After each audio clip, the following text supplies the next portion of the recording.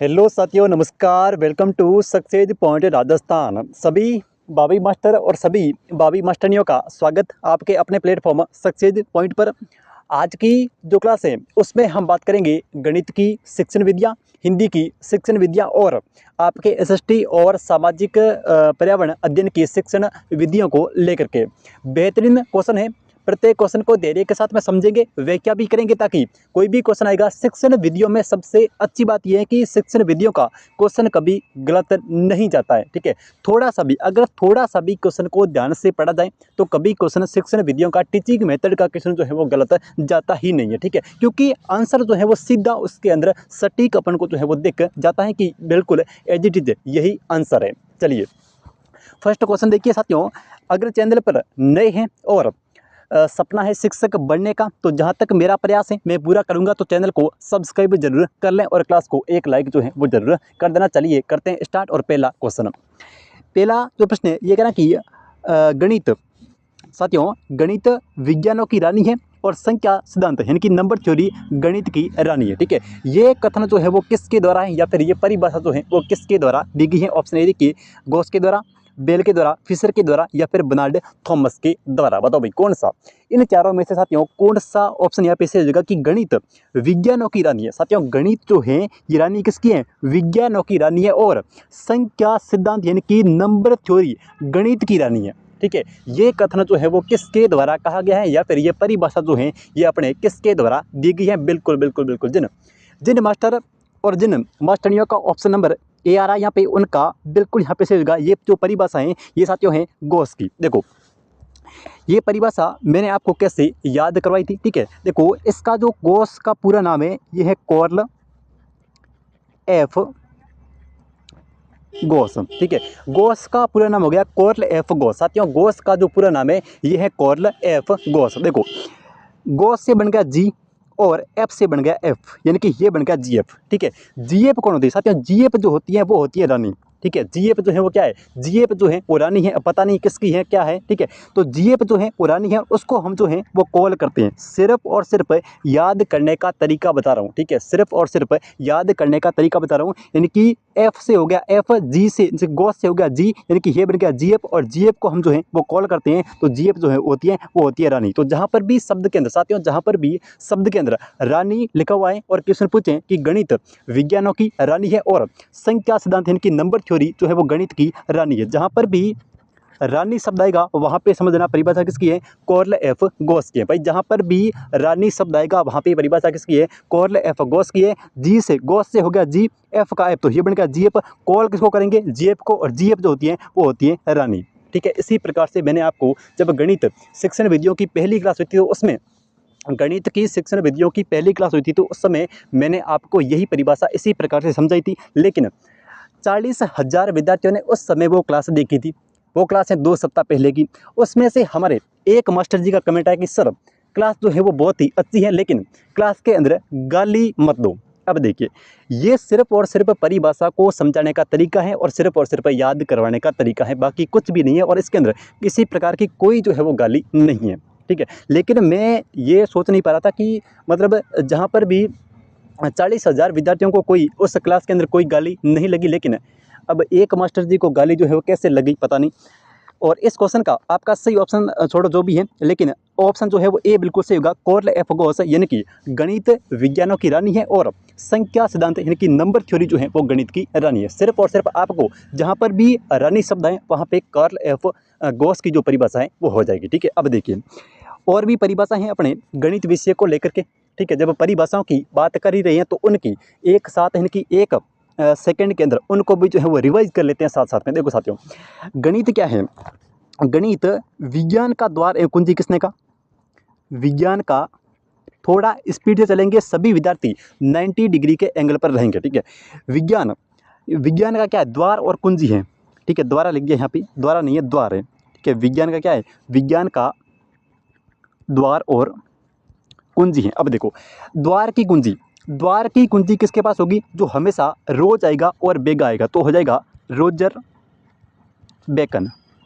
ठीक है, यानी कि ये गणित जो है वो विज्ञान का द्वार एवं कुंजी है। ठीक है साथियों, द्वार की कुंजी हमेशा उसी के पास होगी जो रोज आएगा और बेगा आएगा। तो इस प्रकार से याद रखना कि भाई विज्ञान गणित जो है वो विज्ञान का द्वार और कुंजी है। परिभाषा किसकी है? रोजर बेकन की। ठीक है, गणित जो है वो विज्ञान का द्वार एवं कुंजी है। परिभाषा किसकी है? रोजर बेकन की। अब सुनिए सेकंड परिभाषा। साथियों, सेकंड परिभाषा है कि गणित सभ्यता और संस्कृति का दर्पण है। सभ्यता और संस्कृति। ठीक है, गणित जो है ये सभ्यता और संस्कृति का क्या है? सभ्यता और संस्कृति का दर्पण है। ठीक है, ये परिभाषा किसकी है? गणित जो है ये सभ्यता और संस्कृति का दर्पण है। ठीक है, ये परिभाषा है होगबैन की। ठीक है, गणित जो है ये सभ्यता और संस्कृति का दर्पण है। परिभाषा हो जाएगी होगबैन की। इसके अलावा गणित जो है साथियों, गणित के अंदर क्या करते हैं? गणित के अंदर संपूर्ण, जहाँ पर भी संपूर्ण ब्रह्मांड की बात आए, ठीक है, जहाँ पर भी संपूर्ण ब्रह्मांड की बात आए वहाँ पे जो परिभाषा है वो किसकी हो जाएगी? वो परिभाषा हो जाएगी गैलीलियो की। ठीक है, जहाँ पर भी संपूर्ण, कि गणित वह विज्ञान है जिसके अंदर संपूर्ण परमात्मा ने संपूर्ण ब्रह्मांड और संपूर्ण जगत और संपूर्ण ब्रह्मांड को लिख दिया है। ये परिभाषा हो जाएगी किसकी? ये परिभाषा हो जाएगी गैलीलियो की। ठीक है, तो इसमें से गणित विज्ञान का द्वार है, कुंजी है। परिभाषा किसकी है? अपने रोजर बेकन की। सभ्यता और संस्कृति का दर्पण है, किसकी है? होगबैन की। संपूर्ण जगत या फिर ब्रह्मांड को लिख दिया है परमात्मा ने। परिभाषा किसकी है? गैलीलियो की। और इसके अलावा गणित के अंदर आवश्यक निष्कर्ष, गणित वह विज्ञान है जिसके अंदर आवश्यक निष्कर्ष निकाले जा सकते हैं। परिभाषा किसकी है? ये हो जाएगी बेंजामिन की। ठीक है, गणित वह विज्ञान है जिसके अंदर आवश्यक निष्कर्ष निकाले जा सकते हैं। परिभाषा किसकी है साथियों? बेंजामिन पेरी की है। ठीक है, गणित वह विज्ञान है जिसके अंदर आवश्यक निष्कर्ष निकाले जा सकते हैं। परिभाषा किसकी है? बेंजामिन पेरी की है। ठीक है, तो उम्मीद करता हूँ 4 से 5 परिभाषा जो है वो आराम से याद हो गई होगी। और यहाँ से आपको एक या फिर 2 क्वेश्चन L1 और L2 शायद उम्मीद कर सकते हैं कि दोनों के अंदर परिभाषा जो है वो जरूर पूछी जाएगी गणित को लेकर के। ठीक है, तो इस क्वेश्चन का ऑप्शन नंबर ए सही है। बाकी ये 4 या 5 परिभाषाएं आपको अच्छे से तैयार करके जाना है, नहीं तो फिर कहोगे भाई क्वेश्चन जो है वो गलत हो गया। चलिए अगला देखिए। अगला जो प्रश्न है ये कह रहा है कि गणितीय प्रतिरूपण, ठीक है, मॉडलिंग के लिए चरणों का अनुक्रम क्या है? गणितीय प्रतिरूपण मॉडलिंग के लिए चरणों का जो है वो चरणों का अनुक्रम जो है वो क्या है? ठीक है, ऑप्शन ए देखिए।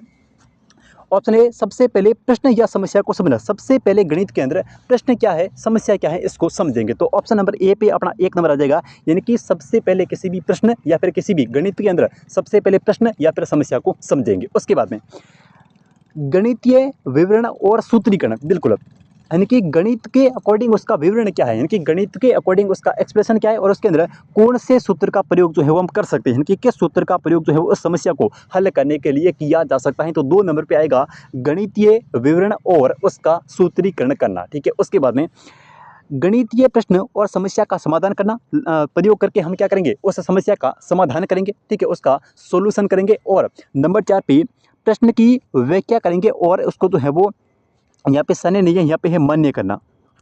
क्या करना? मान्य करना, यानी कि अंत के अंदर हम उस प्रश्न की, उस समस्या की व्याख्या करेंगे कि भाई किस प्रकार से, कैसे, और जो है वो कैसे हुआ, ये प्रश्न जो है वो कैसे हुआ, इसकी क्या करेंगे साथियों? व्याख्या करेंगे। ठीक है, प्रश्न जो है वो कैसे हुआ इसकी व्याख्या करेंगे और लास्ट के अंदर उसको जो है वो क्या कर देंगे? मान्य कर देंगे। भाई व्याख्या करके उसको जो है वो मान्य कर देंगे कि ये है तभी ये है। इस प्रकार से व्याख्या करके लास्ट के अंदर उसको जो है वो मान्य किया जाता है। तो इस क्वेश्चन का 1 नंबर सबसे पहले समस्या को समझना, फिर गणितीय विवरण 2 नंबर पे, 3 नंबर पे क्या करेंगे? समाधान करेंगे और 4 नंबर पे उसको क्या कर देंगे? लागू कर देंगे, यानी फाइनल कर देंगे। तो ऑप्शन नंबर कौन सा सही होगा?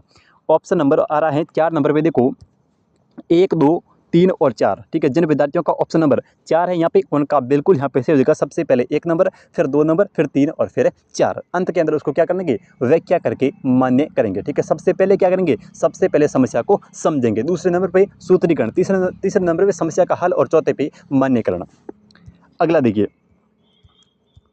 अगला जो क्वेश्चन है ये कहना कि संगीत मानव के अवचेतन मन का अंकगणित की संख्याओं से संबंधित एक आधुनिक गुप्त व्यायाम है। और जहाँ पर भी गुप्त व्यायाम, मैंने आपको कहा था कि जहाँ पर भी गुप्त व्यायाम शब्द आएगा वो परिभाषा हो जाएगी किसकी? वो परिभाषा हो जाएगी लेबिनिज की। जहाँ पर भी शब्द आएगा गुप्त व्यायाम परिभाषा जो किसकी है, वो परिभाषा है लेबिनिज की। तो यहाँ पे परिभाषा को एक बार अच्छे से ध्यान से देखिए। परिभाषा कहने की है, संगीत मानव के अवचेतन मन का अंक गणित की संख्याओं से संबंधित एक आधुनिक गुप्त व्यायाम है। आधुनिक गुप्त व्यायाम है, परिभाषा किसकी है साथियों, परिभाषा हो जाएगी लेबिनिज की। तो जिन मास्टर और जिन मास्टरियों का ऑप्शन नंबर 3 आ रहा है यहाँ पे, उनका बिल्कुल यहाँ पे से हो जाएगा, परिभाषा है लेबिनिज की। अगला देखिए, अगला क्वेश्चन भाई, हाँ जी, अगला जो साथियों प्रश्न है ये कह रहा है कि निम्नलिखित में से कौन सा कथन गणित की प्रकृति को नहीं दर्शाता है। गणित का प्रकृति का मतलब यहाँ पे हो रहा है गणित की सब्जेक्ट की बात हो रही है साथियों, गणित सब्जेक्ट की बात हो रही है कि गणित की विशेषताओं को लेकर के कौन सा कथन जो है वो यहाँ पे सत्य नहीं है। आपको ये बताना है गणित की प्रकृति को लेकर के, गणित का नेचर जो है वो किस प्रकार का है, उसको लेकर के कौन सा कथन यहाँ पे सत्य जो है वो नहीं है।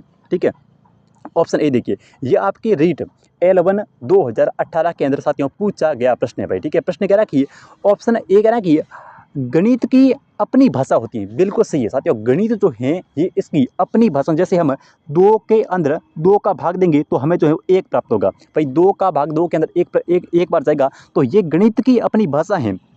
ठीक है, ये गणित जो है इसकी अपनी क्या है, भाषा है। लेकिन बाकी सब्जेक्ट के अंदर जो हम भाग नहीं दे सकते, बाकी जो है हिंदी के अंदर अगर हम किसी भी शब्द के अंदर भाग नहीं दे सकते, क्योंकि ये गणित की अपनी भाषा है। ठीक है, उसके बाद में जिसके माध्यम से सूत्र, प्रत्यय और सिद्धांत को प्रतिपादन जो है वो किया जाता है। बिल्कुल सही है, गणित की अपनी भाषा होती है जिसके माध्यम से सूत्र को, कॉन्सेप्ट को और थ्योरी को यानी कि सिद्धांत को प्रतिपादन जो है वो किया जाता है। तो ऑप्शन ए जो है वो गणित की प्रकृति को लेकर के बिल्कुल सही है, गणित के नेचर को लेकर के बिल्कुल सही है। ठीक है, उसके बाद में सेकेंड ऑप्शन देखिए, गणित में अमूर्त प्रत्ययों की व्याख्या का अवसर होता है। बिल्कुल सही है, गणित के अंदर जो प्रत्यय होती हैं वो साथियों हमेशा क्या होती हैं, अमूर्त होते हैं। ठीक है, गणित के अंदर जो भी प्रत्यय होते हैं वह अमूर्त होते हैं, यानी कि हमें दिखाई नहीं देते हैं। ठीक है, ऑप्शन सी, गणित में सामान्य कण का क्षेत्र संकुचित होता है। ये बिल्कुल यहाँ पे गलत हो जाएगा। गणित के अंदर सामान्य कण का क्षेत्र होता है, ये होता है व्यापक।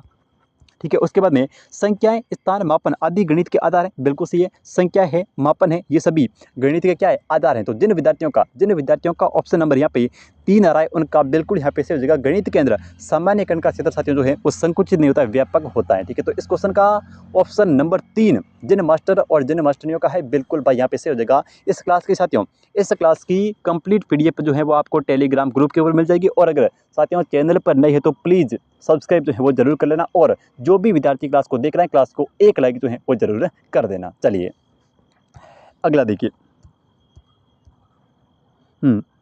अगला जो क्वेश्चन है साथियों ये कह रहा है कि किसने कहा कि गणित वह विज्ञान है जिसके अंदर आवश्यक निष्कर्ष निकाले जा सकते हैं। बताओ भाई, गणित वह विज्ञान है जिसके अंदर आवश्यक निष्कर्ष निकाले जा सकते हैं। परिभाषा किसकी है, लेबिनिज की है, नेपोलियन की है, या फिर बेनेंड रसेल की है, या फिर बेंजामिन पियर्स की है। बिल्कुल बिल्कुल बिल्कुल, इस क्वेश्चन का आंसर तो किसी भी विद्यार्थी का गलत जाना ही नहीं चाहिए साथियों। इसका तो आंसर किसी भी विद्यार्थी का गलत जाना ही नहीं चाहिए। जिनका ऑप्शन नंबर यहाँ पे आ रहा है 4, उनका बिल्कुल यहाँ पे से हो जाएगा गणित वह विज्ञान है जिसके अंदर आवश्यक निष्कर्ष जो है वो निकाले जा सकते हैं। बिल्कुल भाई, हाँ, ऑप्शन नंबर कौन सा, चौथा, बिल्कुल यहाँ पे से हो जाएगा नेपोलियन। नेपोलियन किसकी बात करता है साथियों, नेपोलियन कहता है कि गणित वह विज्ञान है, गणित वह है जहाँ पर क्या है, देश की समृद्धि की बात कर रहा है।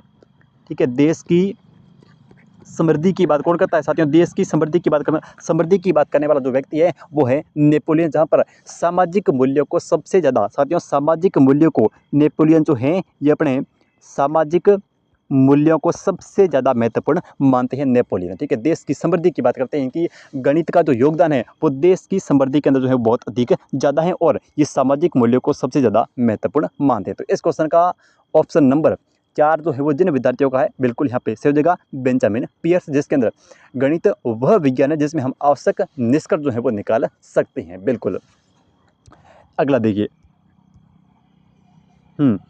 अगला जो प्रश्न है ये कहना कि गणित यानी कि परिमाण शास्त्र, साथियों गणित यानी कि परिमाण शास्त्र ये कथन जो है वो किसका है, गणित यानी कि परिमाण शास्त्र ये कथन जो है वो किसका है। ठीक है, अगस्ट कॉम्टे का है, बेंजामिन पियर्स का है, अरस्तू का है, या फिर यूडोक्सस का है। बताओ भाई कौन सा ऑप्शन साथियों, कौन सा ऑप्शन इनमें से सही हो जाएगा कि गणित यानी परिमाण शास्त्र। बिल्कुल बिल्कुल, कौन सा ऑप्शन है, ऑप्शन नंबर 3, ऑप्शन नंबर 3 जिन विद्यार्थियों का है बिल्कुल यहाँ पे हो जाएगा सही, यानी कि गणित यानी कि परिमाण शास्त्र। परिमाण का मतलब होता है मापने का विषय। साथियों गणित यानी कि परिमाण शास्त्र जिसको हम माप सकते हैं, और गणित के अंदर जितनी भी अवधारणा है उनका हम जो है क्या कर सकते हैं, मापन कर सकते हैं, जिनको मापा जा सकता है। ठीक है, तो गणित यानी परिमाण शास्त्र, परिभाषा किसकी, अरस्तु की। भाई परिभाषा हो जाएगी अरस्तु की। जिन विद्यार्थियों का ऑप्शन नंबर 3 आ रहा है उनकी तैयारी बेहतरीन और गजब लेवल की है। चलिए अगला क्वेश्चन देखिए। हाँ जी, अगला जो प्रश्न है ये कह रहा है कि प्राथमिक कक्षा का एक बच्चा संख्या, संक्रिया, चिन्हों और सिक्कों और एक घड़ी की सुइयों में अंतर स्थापित नहीं कर पाता है। यानी कि प्राथमिक कक्षा का एक बच्चा है, क्लास 1 से लगा करके 5 तक प्राथमिक स्तर होता है। प्राथमिक स्तर का एक बच्चा है, वो संक्रिया, चिन्हों यानी कि संक्रिया का मतलब है कौन सी जोड़ है, कौन सी बाकी है, और कौन सा भाग है और कौन सा गुणा है। ठीक है, ये होगी संक्रिया। चिन्हों, चिक्कों मतलब संक्रिया जो उसमें प्लस का चिन्ह कौन सा है, बाकी जो है वो घटा का कौन सा है, और गुणा का कौन सा है, और भाग का कौन सा है। सिक्कों और घड़ी की सुइयों में अंतर स्थापित नहीं कर पाता है। ये तथ्य इंगित करता है कि इस बच्चे की निम्नलिखित में से किस परिप्रेक्ष्य में समस्या है। तो अंतर नहीं कर पाता यानी कि उसकी दृष्टि प्रक्रम जो है वो यहाँ पे अदृश्य देखने की क्षमता। तो ऑप्शन नंबर डी इस क्वेश्चन का सही होगा, दृश्य प्रक्रमण। ठीक है, इसकी समस्या है दृश्य प्रक्रमण, जहाँ पर वो अलग यानी कि विभेद जो है वो नहीं कर पाता, उनको जो है वो डिवाइड नहीं कर पाता है। ठीक है, अगला देखिए।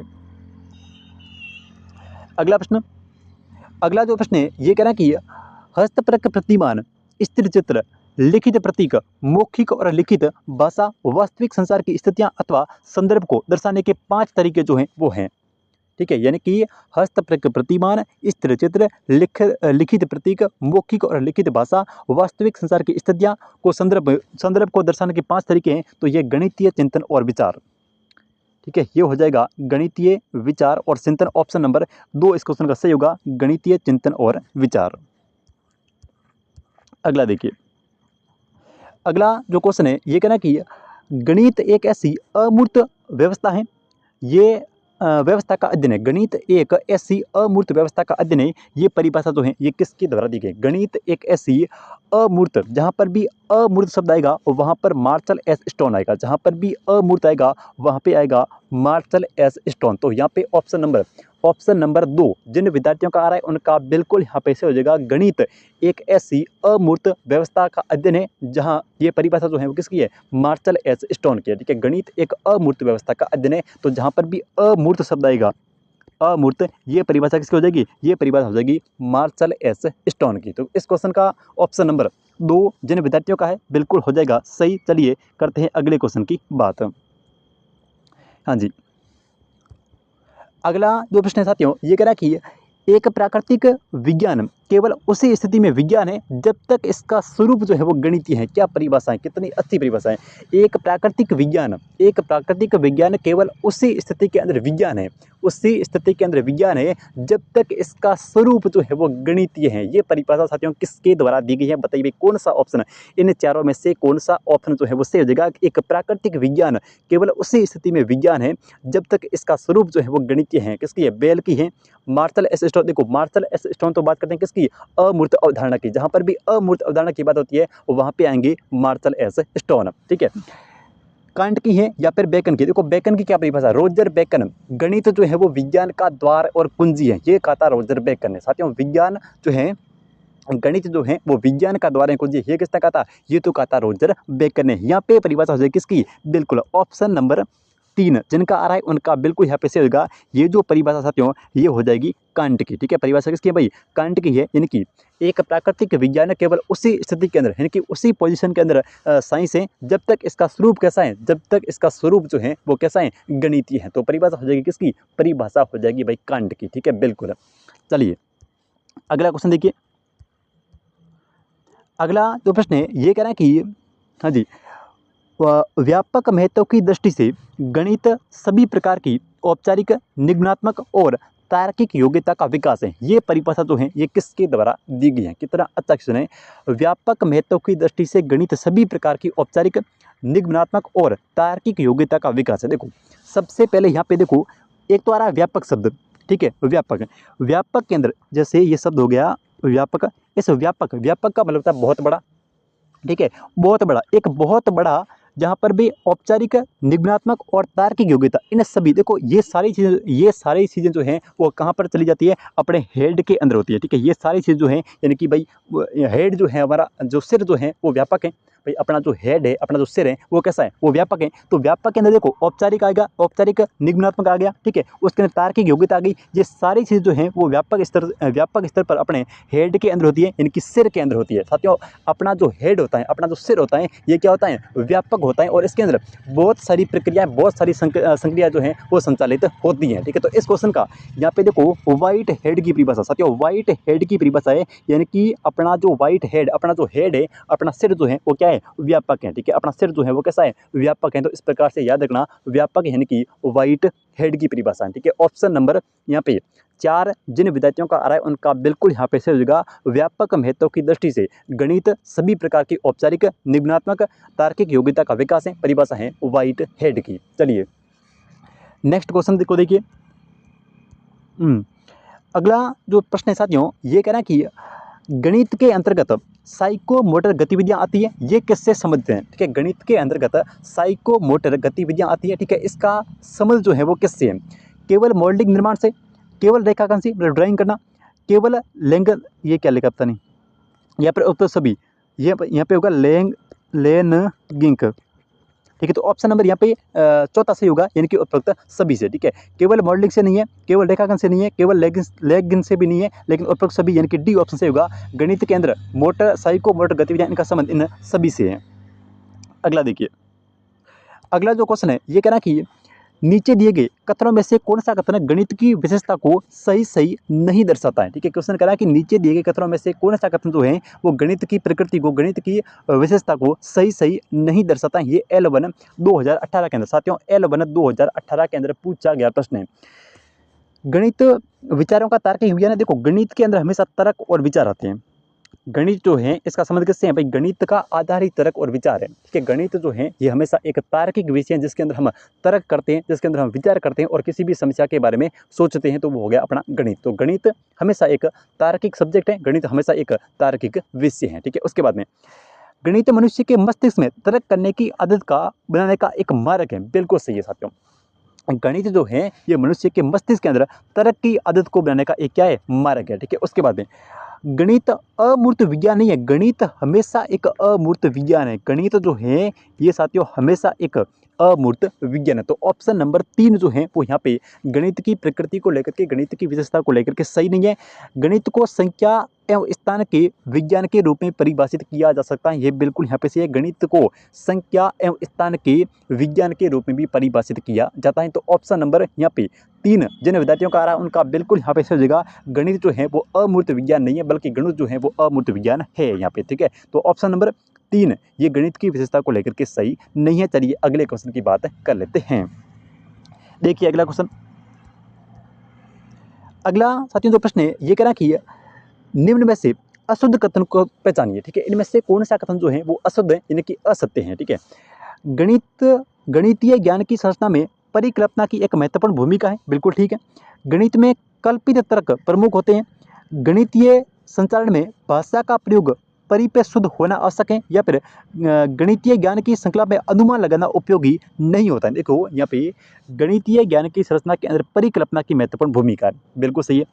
गणित में कल्पित तर्क जो है प्रमुख होते हैं, यानी कि जिन तर्क के बारे में हम कल्पना कर सकते हैं कि भाई ऐसा हो सकता है, यानी कि हम कहते हैं कि भाई जैसे हम किसी भी संख्या को डिवाइड करेंगे तो क्या क्या कह सकते हैं कि जो है वो अपना रिजल्ट जो है, अपना परिणाम जो है वो ये आ सकता है। यानी कि कल्पित तो तर्क होते हैं, यानी कि कल्पना करने वाले जो तर्क होते हैं वो साथियों प्रमुख होते हैं। तो बिल्कुल यहाँ पे सही है। ऑप्शन सी, गणितीय संचालन में भाषा का प्रयोग परिपक्व शुद्ध होना आवश्यक है, ये भी ठीक है। लेकिन यहाँ पे देखो गणितीय ज्ञान की संरचना के अंदर अनुमान लगाना जो है वो उपयोगी नहीं है, लेकिन यहाँ पे जो है वो गणित की संरचना के अंदर वो जो है वो अनुमान लगाना क्या है, उपयोगी है साथियों। ठीक है, गणित के अंदर जो है वो अनुमान लगाना क्या है, उपयोगी है। तो इस प्रकार से ऑप्शन नंबर चौथा जो है वो यहाँ पे अशुद्ध है, गणित के अंदर जो है वो अनुमान लगाना उपयोगी होता है। तो ऑप्शन नंबर 4 जिन मास्टर और जिन मास्टरनियों का है बिल्कुल यहाँ पे सही हो जाएगा। गणितीय ज्ञान संरचना के अंदर अनुमान लगाना उपयोगी होता है। अगला प्रश्न देखिए, अगला जो प्रश्न है ये कहना कि विज्ञान और सीमा तक ही सत्य है, जहाँ तक उसमें गणित का प्रयोग हुआ है। ये कथन किसका है? कितना अच्छा क्वेश्चन है। विज्ञान उस सीमा तक ही सत्य है, ठीक है, जहाँ तक उसमें गणित का उपयोग हुआ है, ठीक है। ये कथन किसका है? यंग का है, रोजर बेकन का है, कांट का है, या फिर लॉक का है? बताओ भाई कौन सा ऑप्शन इन चारों में से साथियों कौन सा ऑप्शन यहाँ पे जो है वो सही हो जाएगा? विज्ञान उस सीमा तक ही सत्य है जहाँ तक उसमें गणित का उपयोग हुआ है। ये कथन जो है ये किसका है? इस क्वेश्चन का आंसर बताओ भाई, जल्दी बताओ। हाँ जी, तो जिन भी विद्यार्थियों का ऑप्शन नंबर यहाँ पे जिन विद्यार्थियों का ऑप्शन नंबर यहाँ पे 3 आ रहा है, ठीक है, उनका बिल्कुल यहाँ पे सही हो जाएगा साथियों। विज्ञान जो है विज्ञान विज्ञान जो है वो उस सीमा तक ही सत्य है। विज्ञान जो है ये उस सीमा तक ही सत्य है जहाँ तक उसके अंदर गणित का उपयोग हुआ है। ये कथन किसका है? तो ये कथन है अपने कांट महोदय का, ठीक है। गणित जो है ये उस सीमा तक ही सत्य है जहाँ तक उसमें गणित का उपयोग हुआ है। तो ऑप्शन नंबर कौन सा? ऑप्शन नंबर 3 बिल्कुल सही होगा। कथन है किसका? कांट का। अगले चलिए, अगला क्वेश्चन देखिए। अगला जो प्रश्न है ये कह रहा है कि कौन सा कथन गणित की प्रकृति के संबंध में जो है वो सही है? इनमें से कौन सा कथन जो है वो गणित की प्रकृति के संबंध में सत्य है? गणित की अपनी भाषा होती है, बिल्कुल सही है। गणित जो है वो इसकी अपनी अलग भाषा होती है, ठीक है। गणित जो है वो इसकी अपनी भाषा होती है। गणित के ज्ञान के आधार पर हमारी ज्ञानेंद्रियाँ होती हैं, ये भी ठीक है। गणित का ज्ञान ठीक स्पष्ट तार्किक क्रम के अंदर होता है, ये भी बिल्कुल ठीक है। तो ऑप्शन नंबर 4 यहाँ पे से होगा, यानी कि गणित की प्रकृति के बारे में ये तीनों कथन, गणित की प्रकृति को लेकर के ये तीनों कथन जो है वो बिल्कुल अपने आप के अंदर सत्य हैं। गणित की अपनी भाषा होती है, गणित के ज्ञान के आधार पर हमारी ज्ञानेंद्रियाँ होती हैं, और गणित का ज्ञान ठीक स्पष्ट तार्किक एक क्रम के अंदर होता है। तो ऑप्शन नंबर 4 जिन विद्यार्थियों का आ रहा है उनका बिल्कुल यहाँ पे सही हो जाएगा, उपयुक्त सभी। अगला क्वेश्चन देखिए। अगला जो प्रश्न है ये कह रहा है कि गणित ही विज्ञान का द्वार एवं कुंजी है। परिभाषा किसकी? रोजर बेकन की, ठीक है। परिभाषा हो जाएगी रोजर बेकन की। सभ्यता और संस्कृति का दर्पण, ठीक है, कांट यंग। तो यहाँ पे ऑप्शन नंबर ए आपका सही होगा, यानी कि रोजर बेकन की। अगला देखिए,